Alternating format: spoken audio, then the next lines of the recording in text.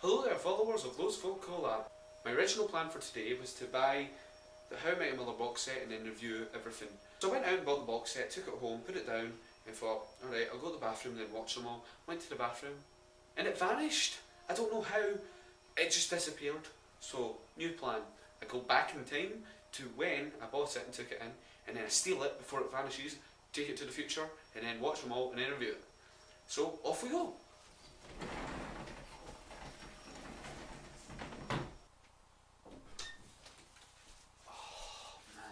Good day.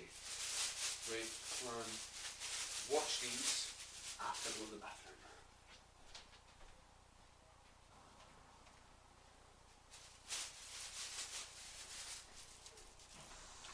Where are we? What the hell? The DVDs have vanished. I am genius. Okay, let's watch these bad boys. 2 minutes.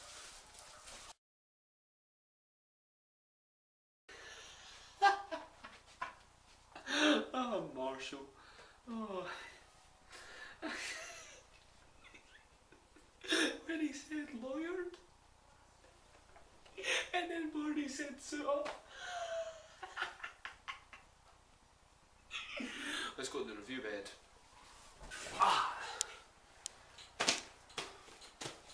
So How I Met Your Mother is an American sitcom created by some guy and his pal.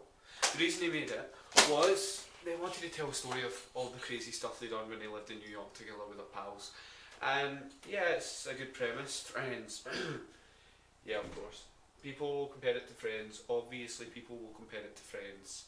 I mean, it's a group of people living in New York. However, it has more to give than Friends, I think. Whereas Friends was just a light-hearted sitcom, this actually has more of a love story to it. The love story of this guy called Ted Mosby, and he's with his friends who are called Marshall and Lily, and they're married, and Robin, who he thought he was once in love with, turns out that they weren't good together, and his bachelor womanizer friend Barney, played by Neil Patrick Harris, who was a legend.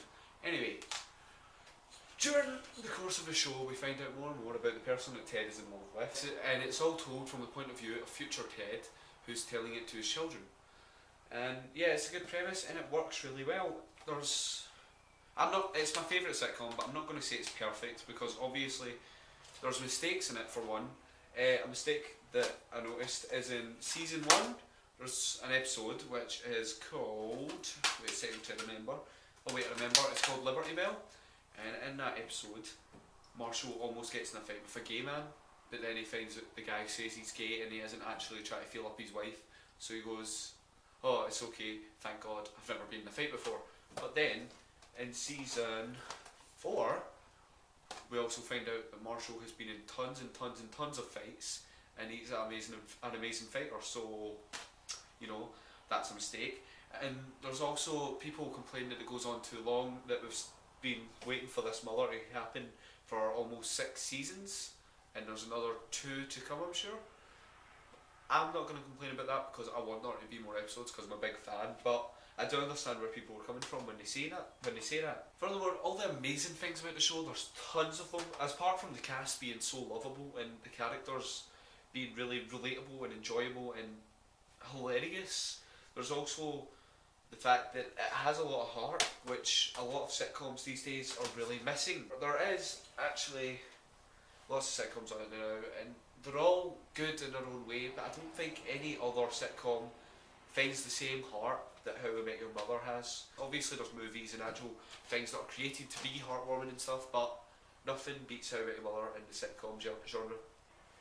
Throughout the 5 seasons, my favourite would be season 4. When I say the 5 seasons, I mean the ones that I've got here, season 4 or season 1, but favourite season is the one that's playing right now, which is season 6, which is almost finished. I think it will be finished next week or the week after, and that's been completely spectacular so far. In the first season it was all heart, and then it kept kind of being heart, but not as much as season 1, and like it kept being about the love story. And then in season 5 they kind of lost that. It just started being a sitcom and that was all, until towards the end, halfway through it, it started being really heartwarming again. But then season 6, it just went back to its roots and made it like season 1, with everything that's grown from the other seasons that have been out. Another thing that I've noticed about the show is that a lot of the, I mean, it can still be funny when you watch it.